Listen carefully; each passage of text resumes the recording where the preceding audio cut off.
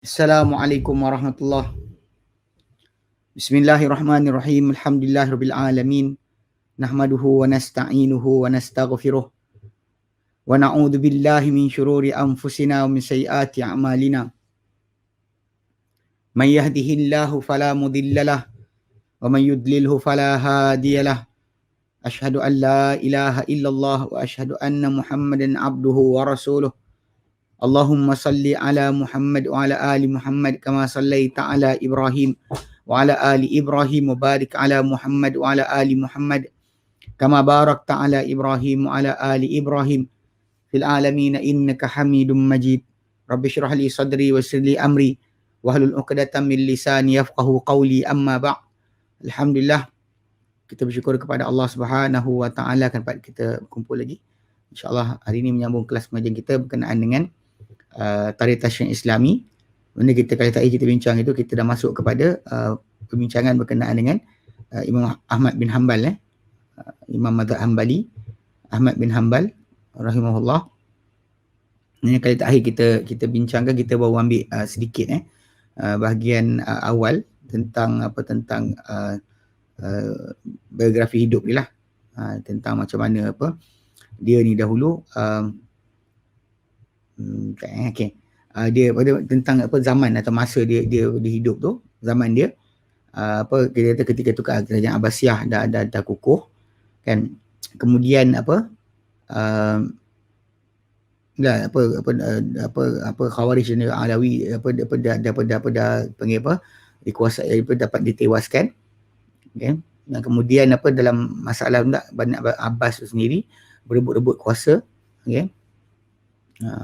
Dia mula dengan fitnah Amin dengan Makmun yang dapat kuasa, okey. Lepas dia mendapatkan bantuan tentera Parsi. Sejak itu mulalah kerajaan tu makin lemah. Dia mula masuk ke dalam ni kekuasaan ni orang Ajam datang. Okey. Mu'tasim lepas tu dia bersandar kepada tentera Turki. Jadi semua ni sebenarnya mendatangkan pengaruh-pengaruh daripada anasir luar ke dalam Islam sebenarnya. Sebab kerajaan terlibat. Lepas tu Nabi pernah sebut dalam hadis yang sahih, kata an-nasu 'ala dini mulkihim, manusia ni atas agama raja mereka. Okay. Memang dia akan mudah untuk sampai kepada orang ramai kalau raja dia, pemerintah dia berfahaman, tentu dia akan sampai kepada rakyat. Okay. Jadi memang kita kata dia kata Imam Ahmad bin Hanbal dia tidak diam diri di hadapan bid'ah golongan Mu'tazilah yang dapat bergandingan dengan Khalifah Ma'mun ketika tu. Okay. Jadi dia dilarang orang ramai daripada duduk dengan mereka. Dia ingatkan tentang golongan tersebut. Okay. Dan adalah juga yang golongan zindik dan sebagainya, cuba untuk menghidupkan hukum Parsi. Dan kemudian Mu'tazilah ni pada awalnya kononnya untuk berlawanlah dengan tajuk tersebut. Tapi dalam laluan mereka lintas dengan laluan falsafah dalam pemikiran mereka. Dan pada sama orang-orang ahli hadis dan para fuqaha, mereka mencontohi dan juga mengikuti langkah para sahabat dan tabi'in dan pendalilan atas akidah. Okey. Dan juga berhenti pada kefahaman nas-nas kitab dan sunnah. Apa yang Quran sunnah datang, itulah akidah mereka. Akan Nabi Ma'mun dan siapa yang menguasai hukum ketika itu ingin untuk membawa para ulama kepada sebahagian pendapat Mu'tazilah. Itu yang membawa kepada jatuhnya mereka ke dalam permusuhan dengan pertentangan dengan para fuqaha dan hadis. Dan pada ketika itu juga dia kata fiqh pada zaman berkenaan, zaman Imam Ahmad bin Hanbal telah pun agak teguh, dan dia punya laluan dia pun jelas. Okay, jadi ini sebab kerana para fuqaha daripada seluruh negeri, daripada Iraq, Syam, Hijaz, ya. Dan Imam Ahmad bin Hanbal inilah mendapat hazanah fiqh yang besar yang ditinggalkan oleh mereka yang sebelum dia. Dan daripada apa yang dikarang daripada kitab mazhab Abu Hanifah, Malik dan juga Asy-Syafi'i, dan dia berhubung dengan Syafi'i sendiri. Dan kat situ dia punya kembangkan fiqh ini pada apa yang dia dihasilkan dengan apa yang dia ada daripada ilmu sunnah. Dan dia berbeza daripada manhaj dia, fiqh yang sangat jelas dan sangat kuat pada tabiat sunnah. Kerana pengajian sunnah pada zaman beliau juga telah pun matang. Okay, baik. Dan para ulama telah mengambil berat tentang sunnah daripada segi pemahaman dan juga periwayatan. Imam Ahmad sibuk mengumpulkan hadis, dan menghabiskan masa untuk mengkaji hadis. Dan dia seorang imam hadis dan fiqh. Dan musnad beliau adalah di antara saksi kelas keimaman dalam hadis. Okey, dan cuma dekat situlah kita pada zaman Imam Ahmad bin Hanbal telah menjadi kuat pertembungan pemikiran dan banyak perdebatan di antara fuqaha dari satu sudut, dan di antara mereka dan juga ulama kalam Mu'tazilah, Jahmiyah di sudut yang lain. Ya, fuqaha satu bahagian ada, kemudian satu bahagian lagi di antara ulama kalam yang Mu'tazilah, Jahmiyah, Marji'ah di sudut lain. Demikian juga di antara kumpulan ahli kalam sendiri. Dan Imam Ahmad bin Hanbal dia taklah jauh daripada perkara ini. Lalu dia tuju kepada penghasilan sunnah dan mengenal fatwa-fatwa para sahabat kibar tabi'in, dan dia mengelak daripada berjidal, dan juga orang-orang yang yang suka perdebatan, dan juga orang-orang yang berdebat sekalipun pendirian dia terhadap kata-kata makhluknya Al-Quran menyaksikan keagungan atau kehebatan, kelebihan beliau. Baik. Ini kita sambung baik. Kehidupan Ahmad bin Hanbal, iaitu 164 sampai 241. 164 sampai 241. 164 sampai 241. Okey. Dilahirkan Ahmad bin Hanbal, radhiyallahu anhu, pada bulan Rabiul Awal tahun 164 Hijrah. Okay. Dan wafat dia pada bulan yang sama, itu bulan Rabiul Awal juga, tahun 241. Okay. 140 dan 200, cara orang Arab sebut. Dan dia, Imam Ahmad bin Hanbal ni dia adalah adalah asal Arab. Okay. Dia Syaibani daripada nasab dia kepada bapa dan mak dia. Syaiban ni adalah satu kabilah daripada kabilah Rabi'ah Adnaniyah, yang mereka ni masyhur dengan sikap panggil teguh dalam pendirian, kesungguhan, kesabaran. Okey. Dan tempat singgah mereka ni di Basrah dan juga kawasan lembah-lembah dia. Actually Syaiban ni kan ada sebab kabilah daripada Yaman sebenarnya. So dia berhijrah ke sana dan tinggal di situ. Bapa dia Muhammad bapa dia Muhammad bin Hanbal. Okey. Datuk dia Hanbal bin Hilal. Dan telah membesar keluarga dia di Basrah. Namun datuk dia telah berpindah ke Khurasan.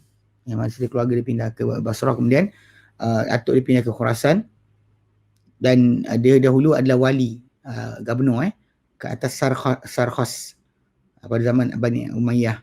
Kemudian dia bergabung kepada barisan gerakan Abbasiyah, dan dia telah disiksa pada perkara itu, dan dia pindahlah usrah keluarga dia sudah itu ke Baghdad, di mana di situlah lahirnya Ahmad bin Hanbal. Okey. Dan mati bapa dia, bapa Ahmad bin Hanbal mati. Imam Ahmad bin Hanbal, bapa dia mati ketika dia masih lagi kecil, dan telah melaksanakan ibunya pendidikan dia. Dia mendapatkan bantuan pada perbelanjaan hidup dia dengan apa ditinggal oleh bapa dia. Berupa ada hartanah dekat Baghdad. Ya, memang dia memang sebut tu, memang kalau kita tengok dan kisah hidup dia, hartanah tu dah tempat disewakan, dan itu dah hasil makan keluarga dia. Kedai-kedai di Baghdad tu yang dimiliki oleh bapa dulu, dia disewakan, lalu orang gunakan sebagainya, dan dia dapat hasil di situ.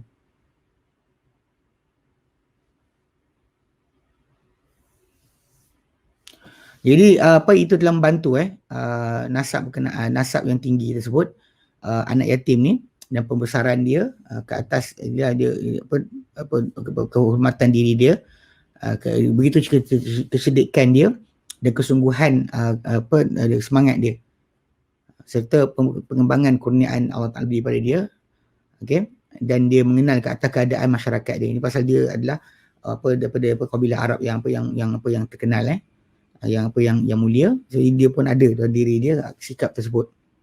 Dan Baghdad yang membesar padanya Imam Ahmad ketika itu adalah tempat perkembangan alam Islam. Dia adalah pusat bagi alam Islam ketika itu. Dia bagi tempat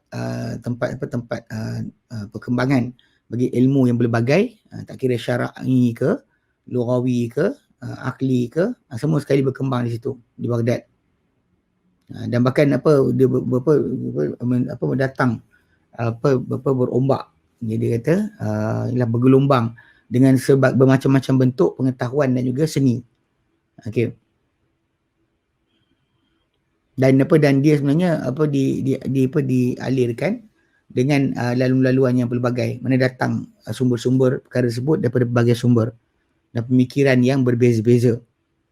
Dan telah milih keluarga Ahmad bin Hanbal, keluarga dia sejak dia kecil lagi untuk dia berkhidmat kepada agama. Lalu dia hafal Quran, dan juga dia berbekal dengan ilmu bahasa Arab.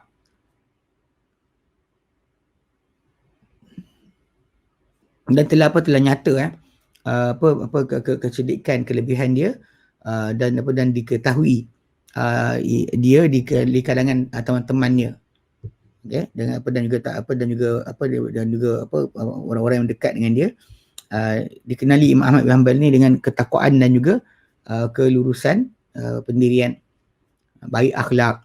Dan apabila dia jadi pemuda, dia jadi remaja,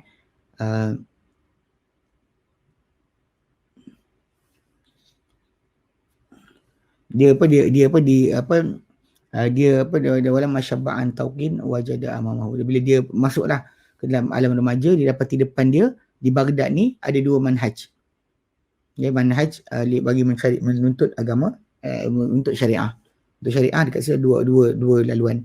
Salah satu adalah manhaj fiqh dan satu lagi manhaj hadis. Lalu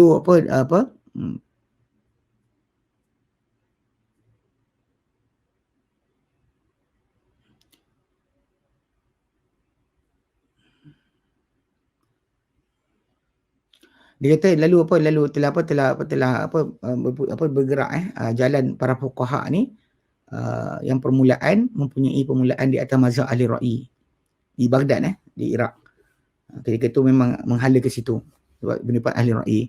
Dan Qadi Abu Yusuf, yang merupakan teman ataupun pendamping Abu Hanifah, dia lah dia ambil daripada dia ilmu.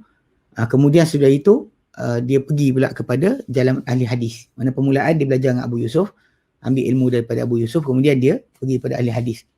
Dan dia hala tuju dia kepada hadis.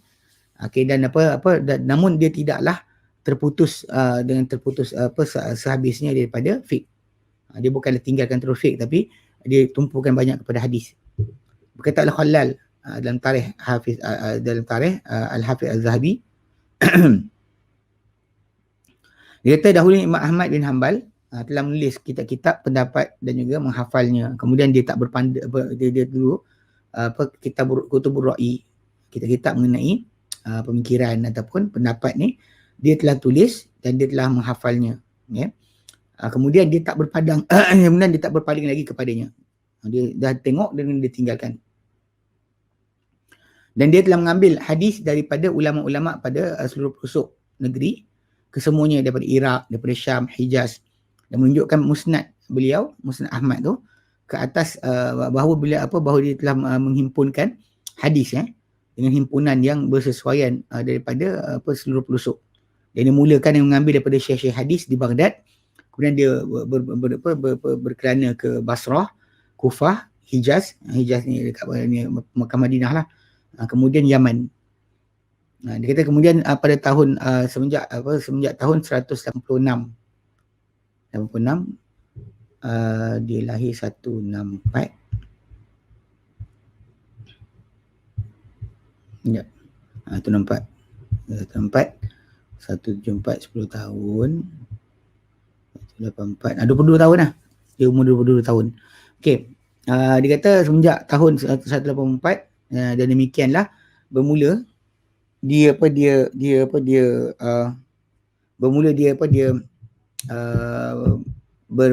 mula berkembang ilmu dia dengan menerima ilmu daripada ahli negeri sendiri. Lalu dia tinggal di Baghdad, menjadi imam daripada imam hadis. Dia mulazamah di Baghdad, seorang imam dan imam hadis.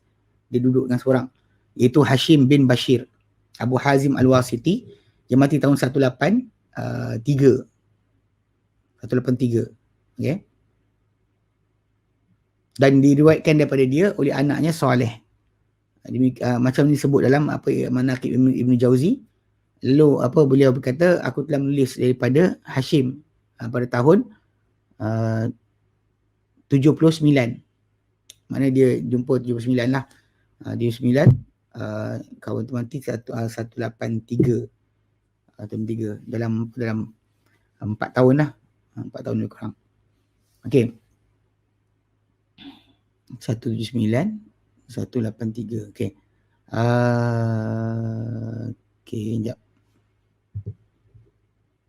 Sabahin 9, 80, 81, 9, 40, 1, 82, 83, 84, 85, 86. Oh, 8 tahun telah, 8 tahun. 8 tahun ya. Dia kata aku telah menulis daripada Hashim itu bin Bashir daripada tahun 79. Dan kita duduk lazim dengan dia sehingga 8 tahun. Okey. Itu duduk pada tu tahun 80, 81, 80, 81, 82,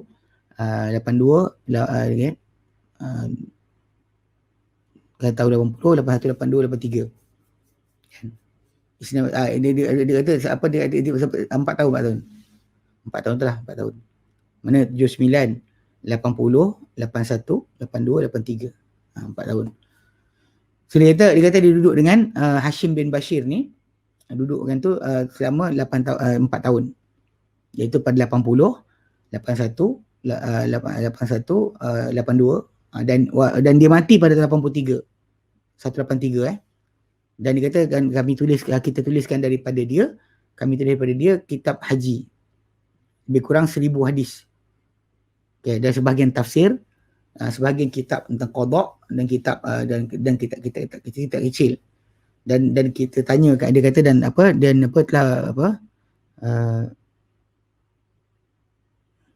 kata dan bertanya kepada dia anaknya Saleh sesudah itu tentang kata-kata dengan kata-kata itu, dia jadi 3000 hadis ke? Kata Imam Ahmad lebih. Dia kata lebih 3000 hadis ke, dia kata lebih. Haji saja tafsir dan kitab qada dan kitab kitab kecil, maksudnya dia ditulis lebih daripada 3000 hadis daripada Hashim bin Bashir ni. Dan sesudah kematian Hashim bin Bashir telah bertalaki ataupun menerima Ahmad bin Hanbal hadis daripada semua syekh-syekh Baghdad, sehingga kan mencecah lebih kurang dalam 20 tahun. 20 tahun dia sampai umur dia 20 tahun dia mula kat situ. Okey. Kemudian dia bermula 86. Oh ya, dah 20 tahun lah. Pasal dia sejak 22 tahun tu. Maksudnya dia duduk dengan Hashim Bashir dalam lebih kurang dalam 183 tu, ketika dia 19 tahun. 19 tahun Baik. Dia pun mulakanlah sudah umur 20 tahun, dia mula dalam perjalanan dia yang silih berganti untuk menerima hadis daripada perawinya secara Syafawi. Lalu dia berpindah ke Basrah 5 kali, ke Hijaz seumpamanya 5 kali juga. Dia bertemu pada permulaan daripada perjalanan dia dengan Imam Syafi'i, dan dia ambil daripada Imam Syafi'i pada tahun ilmu daripada Imam Syafi'i tahun 187.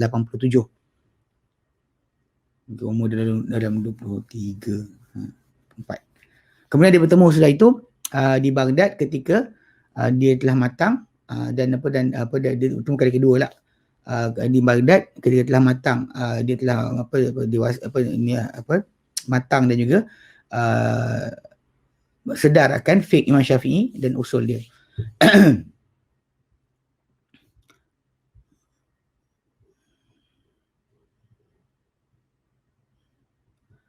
Okay, dan dia adalah ingin bersama dengan teman dia Yahya bin Ma'in, dia diorang dua berkeinginan dan Yahya bin Ma'in dalam penerbangan haji tahun 198 dan pergi kepada Abdul Razak bin Hammam di Sana'a, Yaman. Okay. Lalu dia temui, dia nak pergi ke Yaman lepas tu, tapi jumpa dengan Abdul Razak bin Hammam As-San'ani di Mekah.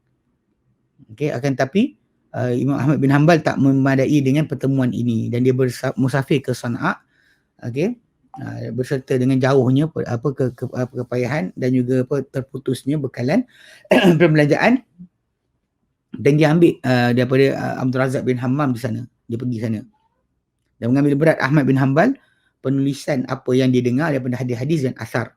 Dia tak memadai dengan menghafal sahaja, dan dia dahulu membawa dalam perjalanan dia himpunan jumlah yang sangat besar daripada kitab dia di belakang dia. Okay.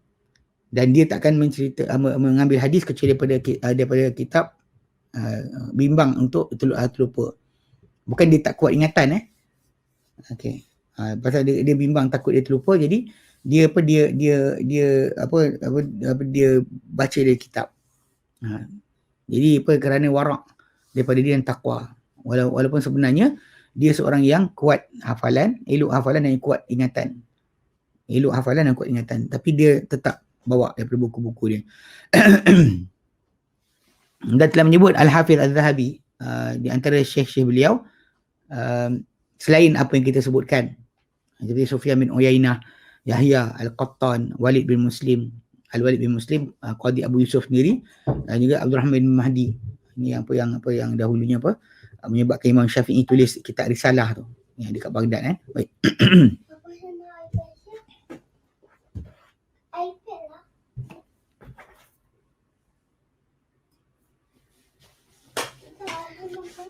Okey, baik. Okey, kemudian duduknya Imam Ahmad bin Hanbal untuk menyampaikan hadis serta berfatwa. Okey, dan bila telah sempurna kematangan Imam Ahmad dan dia telah kukuhkan ilmu dia sesudah perjalanan ilmiah yang panjang, yang sukar, dia pun duduklah untuk menyampaikan hadis serta berfatwa. Dan berkata Ibn Jauzi, Imam Ahmad bin Hanbal tidak mengangkat diri dia, meletakkan jawatan bagi dirinya untuk hadis dan fatwa, melainkan sesudah mana dia mencecah umur 40 tahun. Dan diceritakan pada itu bahawa sebahagian orang sezaman dengan dia telah datang menuntut kepadanya hadis, untuk ilmu, menuntut padanya hadis pada tahun 203. 203. Okey, lalu dia enggan untuk menyampaikan hadis kepada orang berkenaan. Ketika itu umur dia 64, 74, 84, 20 tahun. 94, 30. Dia tak cukup lagi. Okey. Mana dia 39 tahun kan. Okay. Dia tak cukup 40 tahun, dia tak nak ceritakan hadis. Lalu dia telah pergi ke Abdul Razak bin Hammam di Yaman, kemudian pulang pada tahun ke Baghdad pada tahun 204. Okay. Lalu dia melihat Imam Ahmad bin Hanbal telah menyampaikan hadis kan. Okay. Tahun 204 dia melihat dia telah menceritakan hadis. Okay. Dan orang ramai pun telah datang mula kepada dia. Dan barangkali dia menjaga pada itu bahawa umur 40 tahun tu ialah umur matang dan juga ialah balik yang cukup usia yang cukup bagi penyampai ilmu. Dia kata sebab Nabi yang selalu diutuskan, Rasulullah SAW diutuskan ke 40 tahun. Kemudian baginda mula menyampaikan risalah, dan mungkinlah itu waktu umur yang dirasakan dia boleh patut duduk untuk mengajar dan beri fatwa. Sesudah berhimpun orang ramai kepada dia. Okay, dan dia dahulu sebelum dia itu memberikan fatwa kerana keperluan saja, tanpa dia mengambil untuk dia tempat duduk khas lah. Dia yang dituju padanya penuntut ilmu untuk mengambil daripadanya. Lalu apabila telah tersebar sebutan tentang dia di seluruh pelosok di negeri Islam, orang ramai telah menuju kepada untuk menyoal tentang hadis dan fiqh. Dan dia duduk mengajar dan beri fatwa di masjid Jami' di Baghdad. Masjid Jumaat di Baghdad. Dan ketika tu ramailah orang yang berpusu-pusu kepada dia, sehingga kan disebut oleh perawi bahawa bilangan orang yang mendengar pengajian dia bila dia bercakap dan sebagainya lebih kurang 5,000 orang sekali duduk. Ini menunjukkan bahawa menunjukkan kepada kadar apa yang sampai dia sampai kepada dia, kedudukan dia sangat tinggi lah isi orang ramai. Sebab sekali duduk tu 5,000 orang, tak ada buat iklan dan sebagainya, tapi 5,000 orang mendengar daripada Imam Ahmad bin Hanbal nak ambil ilmu. Okay. Dan yang datang dalam kitab Tarikh Az-Zahabi dan Manaqib Ibn Jauzi menunjukkan kepada bahawa tempat majlis Imam Ahmad ni berbeza sebenarnya dengan ketenangan dan juga ketundukan dan ketenangan. Dia hening, tak ada hiruk pikuk dan sebagainya. Kita kalau zaman kita sekarang ni ribu-ribu datang jadi majlis gelap ketawa. Imam Ahmad bin Hanbal, majlis hadis dia, majlis fiqh dia akan menjadi tempat ketenangan, ketundukan dan ketenangan. Okay, dan bahawa dia dahulu ditanya mengenai hadis yang diriwayatkan dalam satu tajuk, lalu dia dia akan cuba cari nukilan daripada kitab-kitab dia, kebiasaannya tanpa bersandar kepada hafalannya sahaja. Dia kena tunggu cari. Dan dia dahulu melihat bahawa ilmu agama ni adalah ilmu kitab dan juga sunnah. Maka dia tidak benarkan penulisan fatwa-fatwanya yang berbentuk fiqh. Dan dia menganggap pengarangan pendapat orang ramai dalam agama ni termasuk berbid'ah. Karangan pendapat adalah bid'ah. Sebab tu dia tak ada kitab fiqh sendiri, tak ada. Tapi bila kita tanya daripada anak murid dia, kita akan dengar lah apa fatwa-fatwa yang dikeluarkan Imam Ahmad bin Hanbal, pilihan dia daripada apa yang dia dengar daripada para sahabat Nabi SAW. Semua tu ada, dia ada. Tapi kitab fiqh sendiri tak ada. Fiqh sendiri tak ada. Baik. Okey, dugaan kepada Imam Ahmad bin Hanbal, mihnah dia. Al-Ma'mun Al-Ma'mun, raja kerajaan Abbasiyah ketika tu, telah memanggil para fuqaha dan ahli hadis atau menyeru para fuqaha dan ahli hadis kepada pendapat atau kata-kata tentang makhluknya Al-Quran. Macam ni dikatakan oleh teman-teman dia di kalangan Mu'tazilah. Dan dia ingin untuk membawa Ahmad bin Hanbal ke atas apa dikatakan oleh kata-katanya ada tentang makhluknya Al-Quran. Lalu telah enggan Ahmad bin Hanbal untuk menyepakati Ma'mun. Maksudnya kita tengok dia punya kedudukan kan, dia sangat terkenal. Jadi populariti dia tadi menyebabkan Khalifah Abbasiyah ketika itu, Ma'mun, cuba untuk dapatkan sokongan dia. Dan itu adalah sebab kepada disakiti Imam bin Hanbal pada zaman Ma'mun. Kemudian silih berganti sudah itu penyakitan terhadap dia, siksaan terhadap dia dengan wasiat daripada Ma'mun pada zaman Mu'tasim dan juga Wathiq. Ada tiga khalifah. Dan apa yang diriwayatkan bahawa yang mula-mula sekali berkata Quran makhluk ni adalah Al-Ja'd bin Dirham dalam zaman Amawi kata. Lalu telah dibunuh dia ni oleh Khalid bin Abdullah Al-Qasri pada hari Adha di Kufah. Okay. Kemudian dia telah dibawa dalam keadaan berikat ketika solat Aid. Lalu solatlah Khalid bin Abdullah Al-Qasri dan berkhutbah. Kemudian dia kata pada akhir khutbah dia, okay, dia kata pergilah kamu semua dan menyembelihlah korbanlah dengan korban-korban kamu. Okay. Semoga diterima.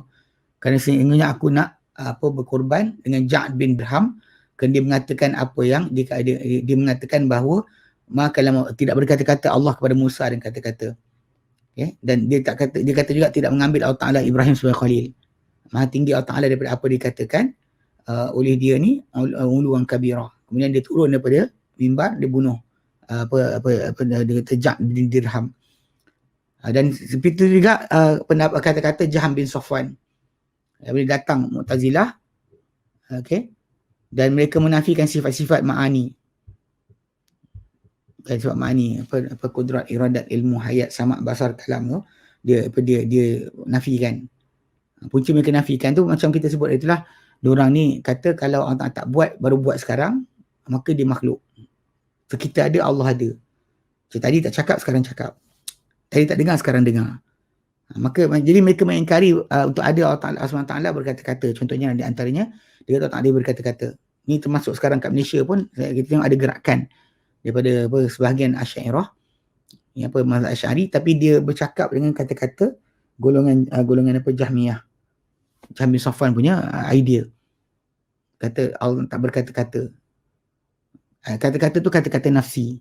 Bukan kata-kata. Tak ada huruf, tak ada suara, dia kata. Ni semua ni termasuk daripada ajaran yang bukan daripada sunnah sebenarnya. Dan mereka berkata sebenarnya Allah Ta'ala menciptakan kata-kata macam dia diciptakan semua benda. Jadi jadilah seruan mereka bahawa Quran tu makhluk bagi Allah. Okay? Dan menyelamnya Mu'tazilah pada perkara itu sehinggalah datang Ma'mun. Okay? Dia ambil orang-orang ini sebagai pengiring-pengiring dia di kalangan orang-orang sebut. Ya. Dan dia direkatkan mereka sehingga menjadi dia jadi Ma'mun tu jadi anak murid kepada Abu Hudzail di kalangan ketua-ketua Mu'tazilah zaman berkenaan. Okey, jadi telah menuntut Ma'mun daripada timbalannya di Baghdad, itu Ishaq bin Ibrahim, untuk memanggil para fuqaha dan para ahli hadis dan paksa mereka untuk mengatakan bahawa Quran itu makhluk. Lalu Ishaq bin Ibrahim ni hadirkanlah semua fuqaha dan ahli hadis, di antara mereka tu Ahmad bin Hanbal lah. Okay, dan dia beri amaran kepada mereka dengan siksaan yang keras. Tetapi Allah Ta'ala telah mengikat ke atas hati-hati segelintir kalangan mereka ni, dan mereka lebihkan untuk kekal dunia akhirat yang kekal berbanding dunia yang fana. Lalu mereka berdegil, bukan berdegil, maksud dia teguh pendirian. Dia berkeras di atas pendirian mereka dan juga keteguhan pendapat mereka. Dan pada yang kumpulan yang tak nak ikut cakap tu adalah Ahmad bin Hanbal, yang berterusan bersabar sehingga penamat. Okey. Dia dahulu dirantai dengan besi dan dikurung, disakiti sampai matinya Ma'mun. Tetapi matinya Ma'mun tu tidaklah menghentikan ujian ke atas Ahmad bin Hanbal, bahkan bermula pula satu peringkat yang lebih keras dan lebih dahsyat, kan? Lebih keras, lebih dahsyat kerana dia telah mewasiatkan saudara dia Mu'tasim. Ma'mun bagi tahu kepada Mu'tasim dengan pendapat ini sesudah dia. Okay. Lalu dihiriklah Ahmad bin Hanbal dalam keadaan berikat kepada dia. Sesudah mana dia mendapat dia menguasai kan khilafah, dan disebatlah Imam Ahmad bin Hanbal dengan cemeti hari demi hari lah. Lepas sebat sampailah dia pingsan. Okay. Dan dikurung dia lebih kurang dalam 28 bulan. Kemudian dilepaskan. Kemudian dia pulang ke rumah dia, kan, dan telah penuh dengan luka, ya. Dan bila dah kurang kesakitan yang kena pada dia sambung pengajiannya di masjid sehinggalah mati Mu'tasim. Dan datang Wafiq pula. Lalu dia beri isyarat beri isyarat kepada Ahmad bin Abi Du'ad, ketua ataupun pimpinan pendapat dengan Qurannya makhluknya Al-Quran ketika itu, yang dinamakan yang dia dahulu menamakan orang seperti Ahmad bin Hanbal ni Hashul Ummah, mana orang bodoh ataupun orang zahir bagi umat ini. Ya. Dia beri isyarat kepada ketika itu Wathiq Jangan dipukul Ahmad macam dibuat oleh Mu'tasim, kerana ini menambahkan kedudukannya si orang ramai. Tapi memadai dengan halang dia daripada berhimpun dan juga keluar untuk mengajar. Maka terputuslah Ahmad bin Hanbal daripada mengajar lebih kurang dalam 5 tahun. 5 tahun. Sehinggalah mati Wahid. Pada tahun 232. 232. Kemudian dia pulang balik kepada pengajiannya dalam keadaan mulia lagi, dihormati. Cuma ketika itu sebenarnya ada perbahasan di antara sebenarnya Wasik tu dah berhenti Zaman Wasik tu dah berhenti. Ahmad bin Abi Duat ni dia gagal di hadapan Wasik bila dia soal Imam Ahmad bin Hanbal tentang nak tunjukkan dia pandai depan Wasik. Tapi bila dia berdebat dengan Ahmad bin Hanbal ketika tu, jadi dia kata, Imam Ahmad bin Hanbal dia kata, aku tanya kau soalan, aku nak kau jawab. Dia kata boleh. Jadi dia tanya soalan pertama, dia kata benda kau ajak ni, Quran makhluk ni, adakah Nabi tahu, para sahabat tahu? Mula Ahmad bin Abi Duat dia kata tak tahu. Lepas tu Ahmad bin Hanbal pun kata, macam mana kau boleh ajak orang ramai kepada benda yang Nabi tak tahu dan para sahabat tak tahu? Lepas tu dia kata soal balik. Soal balik Imam Ahmad bin Hanbal tanya soalan yang sama. Adakah Nabi dan para sahabat lu tahu benda ni? Dia kata tahu. Lepas tu soalan kedua Imam Ahmad bin Hanbal, ada tak dia orang ajak? Nabi ajak, para sahabat ajak kepada pendapat ini, kata-kata ni. Dia pun dia kata tak adalah. Mana ada Nabi ajar? Kalau Nabi ajar kita untuk cakap, dan kita tahulah riwayat yang datang. Maka ketika tu Imam Ahmad bin Hanbal kata, kenapa tak luas untuk engkau, apa luas untuk mereka? Untuk para sahabat kan, contohnya para sahabat tak ceritakan, kenapa kau sibuk ceritakan? Dia cakap macam tu. Bila dibalas balik, ketika tu Wasik sebenarnya raja ketika waktu berkenaan, dia terfikir kan, kenapa tak ada luas untuk aku, apa luas untuk mereka? Mana kalau luas untuk mereka diam, kenapa aku pula masuk campur dalam perkara yang mereka diamkan? Dekat situlah berhentinya sebenarnya. Banyak saya tengok ada geng-geng tabligh dan sebagainya dekat Malaysia ni, dia kata bahawa Imam Ahmad gagal untuk mempertahankan akidah, kalah debat dengan Mu'tazilah, dia kata. Dia kononnya dia nak bawa cerita bahawa kononnya yang berjaya kalahkan Mu'tazilah adalah Asy'ariyah. Memang kelakar jugalah. Tapi cerita dia bila kita tengok balik, sebenarnya memang Wasik tu dia sendiri akan berhenti daripada seksa Imam Ahmad bin Hanbal, kacau Imam Ahmad, sebab ketika tu Imam Ahmad kata, kenapa tak luas untuk engkau, apa yang luas untuk mereka? Kenapa tak orang luas untuk berhenti, tak bercakap, kenapa kau cakap? Itu sebenarnya. Baik.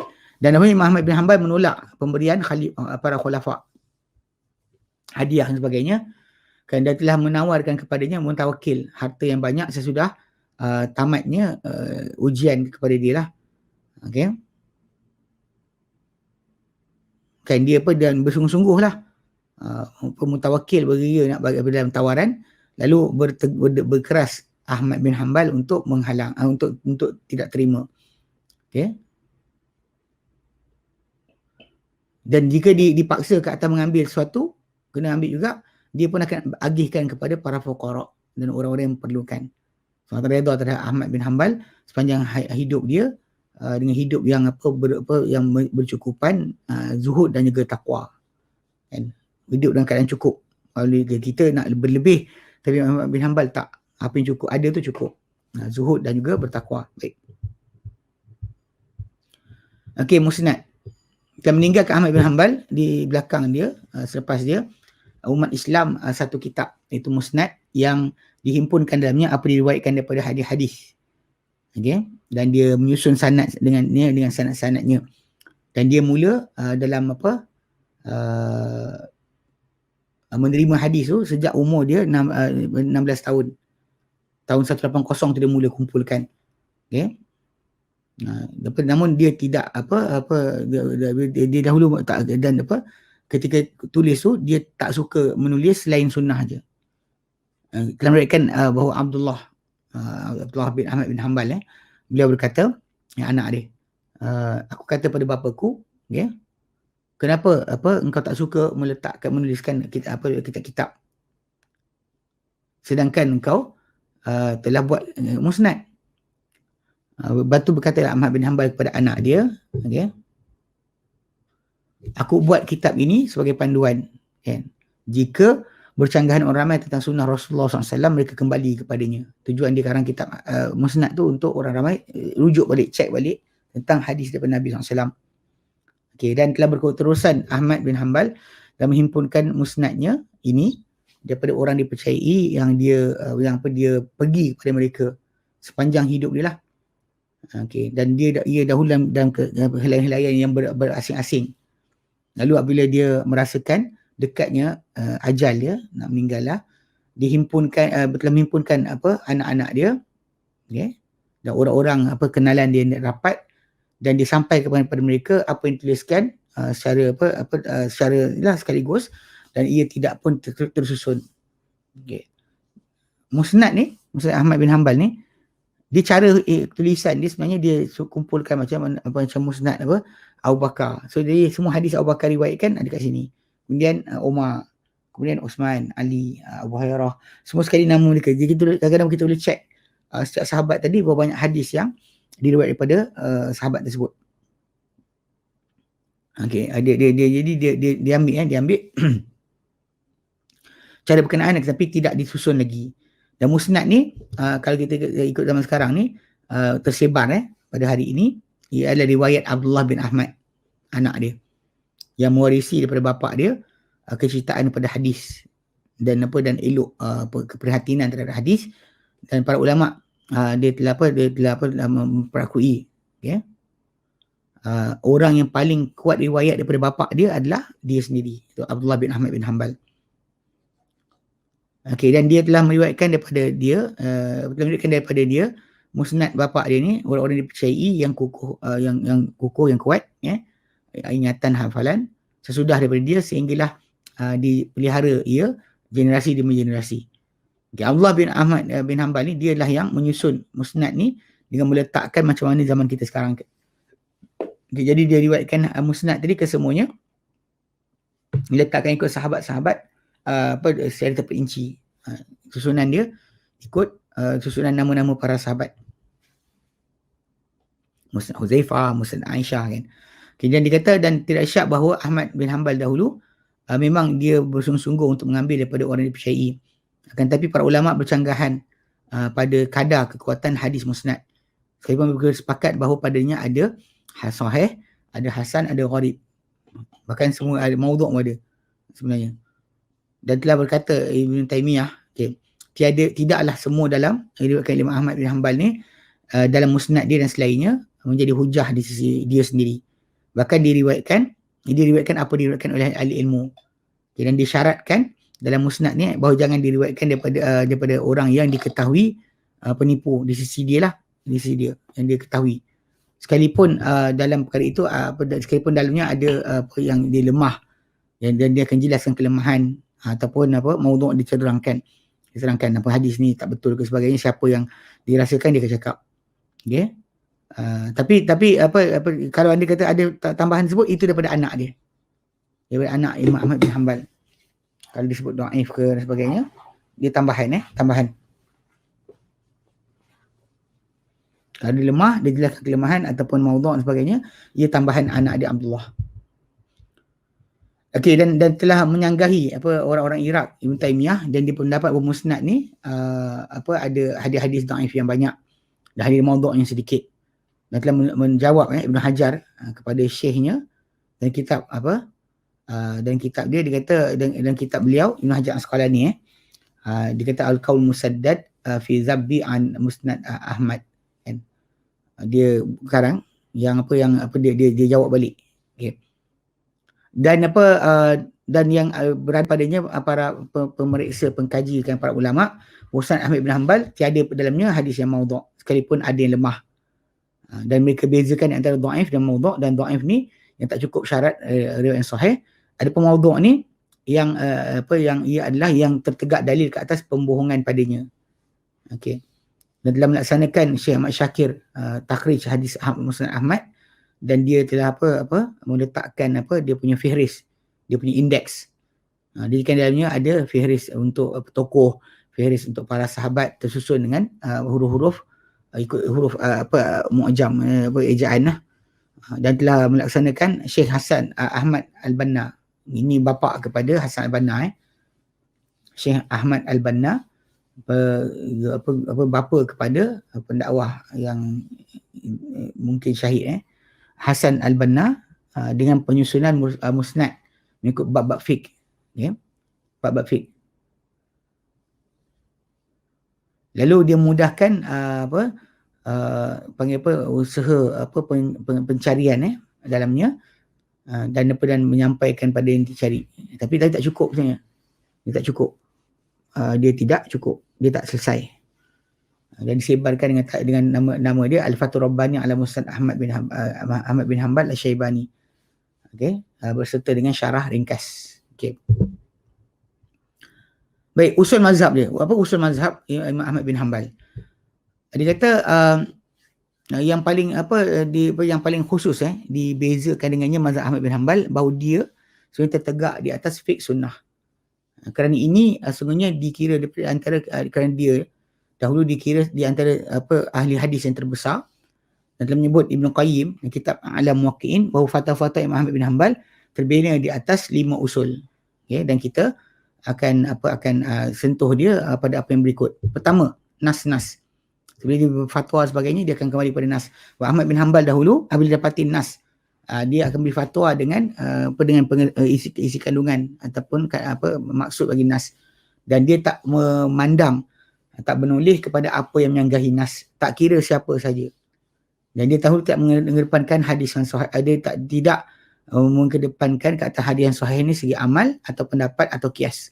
Bila ada hadis yang sahih, tak ada amal lain, tak ada pendapat lain, tak ada kias lain. Okay, dan ini menafsirkan kepada kita kesungguhan beliau dan menghimpunkan nas-nas yang terhimpun pada beliau daripadanya, apa yang apa yang tak terhimpun bagi orang lain. Ini ditafsirkan kesungguhan dia dengan perhimpunan nas. Sebab tu dikumpul banyak nas. Okay? Sebab apa yang tak terhimpun pada orang lain.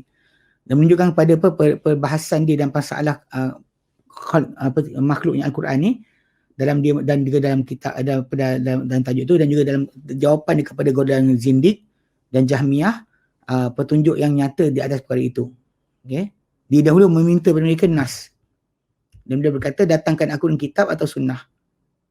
Supaya aku jawab kalian kepada apa yang menunjukkan kepada sehingga aku sahut kalian kepada apa yang aku tunjuk aku jawab kepada kalian kepada apa yang tidak ditunjuk kepada kalian kitab dan sunnah. Bawa kitab dan sunnah. Ada kitab sunnah kita bincang. Tak ada nak bincang apa. Okey. Nas-nas di Imam Ahmad ni dia kata mencukupi dengan kebanyakan atau keseluruhan daripada hukum-hukum perbuatan sekalian hamba. Dan dia kata sama pada nas-nas Quran dan nas-nas sunnah. Dia tak ada bezakan. Dia macam Imam Syafi'i jugalah. Dia letakkan Quran dan sunnah tu sekaligus. Bukan diasingkan. Telah datang nas-nas Quran dengan kaedah yang umum yang dia menyentuh ke banyak daripada cabang dan persoalan-persoalan, dan diberikan Rasulullah SAW ni himpunan kata-kata. Lalu baginda berkata-kata dengan kata-kata yang menghimpunkan, yang menyeluruh, yang mengandungi pengertian yang banyak. Dan juga merangkumi apa yang tak boleh dihitung daripada persoalan. Dan bila difahami mana-mana nas daripada kitab dan sunnah, nyatalah ia sebenarnya menyeluruh pada keseluruhan perbuatan sekalian hamba. Okay. Nas-nas kitab dan sunnah dan martabat yang satu isi Imam Ahmad, dia tak dibezakan. Kerana kehujahan sunnah sabit dengan kitab. Sebagaimana sunnah tu penjelasan bagi kitab. Ini dan itu menjadikan nas sunnah nas sunnah yang sahih sama pada kedudukan nas Quran dalam pendalilan. Di mana didapati di mana didapati nas di sisi Imam Ahmad, maka dia takkan menoleh kepada sesiapa yang menyanggahi nas, sekalipun yang menyanggahi nas tadi sebahagian daripada para sahabat. Kita dah balik pada asal pada asal nas ada, kalau ada sahabat lawan nas, dia tak akan terima sahabat tersebut punya pendapat. Sebab balik pada asal memang ada para sahabat yang kadang-kadang dia keluarkan pendapat sendiri. Dia cakap benda daripada pendapat dia sendiri, bukan daripada nas. Itu kadang-kadang berlaku. Ya, macam kalau kita tengok dalam jawapan Aisyah radhiyallahu anha kepada para sahabat, dia jawab pada sahabat ni kata sekian, dia jawab balik, diceritakan apa Nabi buat, menunjukkan bahawa memang boleh berlaku daripada mereka sedemikian. Sebab tu kita cuma pergi kepada para sahabat apa dalam pendapat mereka yang independen kalau tak ada Quran dan Sunnah lah. Tak ada Quran Sunnah, lepas tu dia bercakap dan kita tengok tak ada siapa menyanggahi dia dan dia jadi dalil. Sebab dia orang yang belajar dengan Nabi SAW. Tapi kalau dia kata nas dah ada tapi dia berpendapat lain, ada ni pembahasan yang timbul ni. Okay, kerana ni dia tidak menulis kepada penyanggahan Umar pada wanita yang diceraikan dengan cerai yang talak ketiga, kerana hadis Fatimah binti Qais yang dicerai dia oleh suaminya putus. Okay. Jadi kita kata dalam fatwa Umar bahawa wanita yang dicerai talak habis, putus talak ketiga, dia dapat nafkah dan dapat tempat tinggal. Tapi Fatimah binti Qais kata tak ada. Dia dulu diceraikan, ketiga tak ada tempat tinggal, tak ada nafkah. Sebab dia kata telah bersabda Rasulullah SAW kepada Fatimah binti Qais, laisa laki alaihi nafaqatun wala sukna. Tiada untuk engkau ke atas dia, suami engkau tu, sebarang nafkah, belanjaan hidup, tidak juga tempat tinggal. Okay. Dan dia tak menoleh kepada kata-kata Umar dalam melarang orang yang buat ifrat dan kiran. Okay. Melarang orang yang buat ifrat dan kiran untuk fasah pergi tamattu'. Kerana sahih hadis-hadis yang datang mereka fasahkan, mereka batalkan niat ifrat, hadis ifrat buat kepada tamattu'. Nabi suruh, memang dia buat. Okey. Jadi sabit hadis-hadis yang sahih tentang, dan di mana telah sabit dalam hadis-hadis yang sahih Rasulullah SAW dahulu perintahkan siapa yang tak bawa binatang sembelihan sesudah tawaf dan sa'i untuk bertahallul dan menjadikannya umrah. Dan tidak menulis juga, dia tak menulis juga kepada kata-kata Ibn Abbas. Satu riwayat Ibn Abbas daripada Ali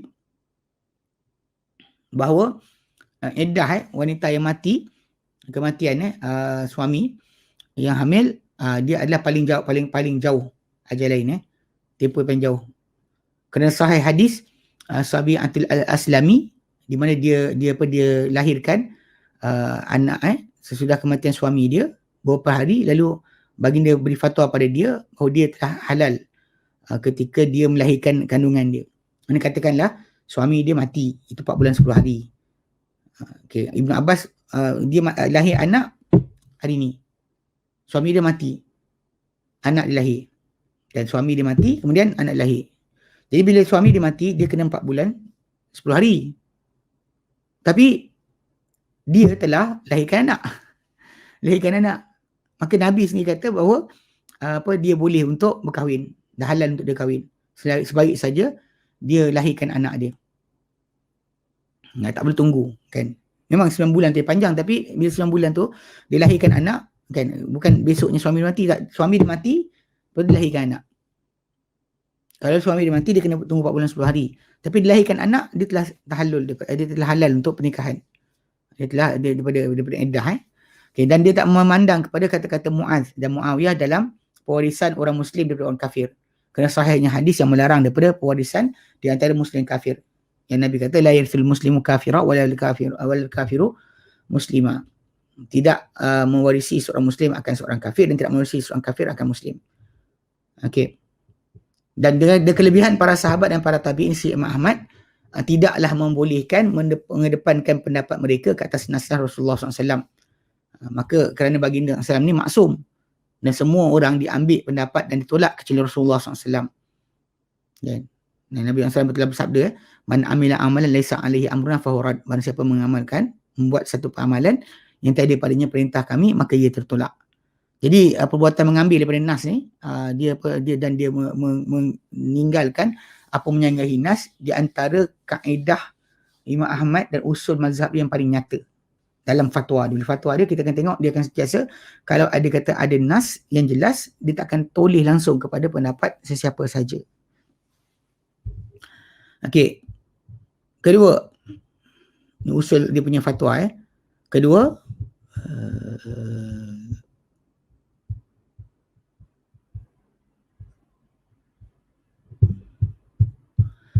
fatwa para sahabat. Kita stop sini lah. Stop sini dulu. Jadi 5 kan, kita ambil satu dulu. 5 usul. Tapi pegangan ni lah yang tadi kita kata berterusan sampai sekarang lah. Yang kita kata lebih selamat. Kita bukan nak buruk sangka dengan para sahabat ke, para tabi'in ke, ulama' ke. Tapi kalau anda kata diorang tak maksum, pegang tu, diorang tak maksum, diorang boleh silap. Sedangkan Nabi takkan silap. Kalau kita ada nas yang lain yang menyokong kata-kata mereka dan kita terima kata mereka. Jika tidak, maka nas hadis Nabi ini lebih utama untuk dikedepankan. Kalau kita tersilap ikut manusia, bersalah teruk. Kalau anda kata kita tersilap dan tak ikut nas, kan? Ikut nas lebih baik daripada tersilap ikut cakap orang. Ini kadang-kadang dia orang kata ikut cakap orang ni. Tapi manusia tu dia manusia. Orang yang lain daripada Nabi adalah manusia. Dia tidak boleh dikatakan maksum ataupun silap kata-kata dia. Itu sudut yang kena faham betul Sudut yang saya lihat kadang-kadang pada zaman kita sekarang ni banyak orang kata ulama' kata. Ulama' tadi dia tak boleh mengatasi nas. Dia boleh silap, boleh dia tak jumpa nas, boleh dia salah faham. Dia tak maksum. Dan bahkan bila banyak yang ada ulama' berkata-kata, kita tengok mana yang lebih dekat dengan dalil. Bukannya kita kedepankan kerana orang ni kawan kita, orang ni sekian, itu tak boleh. Itu tidak dibenarkan. Baik. Okey. Wallahu a'lam. Okey, ada soalan?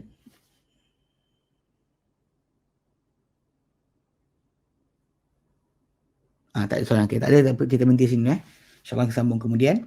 Untuk usul Imam Ahmad bin Hanbal punya mazhab. Wallahu a'lam. Wa sallallahu ala sayyidina Muhammad sallallahu alhamdulillahi rabbil alamin. Assalamualaikum warahmatullahi wabarakatuh. Assalamualaikum warahmatullahi wabarakatuh.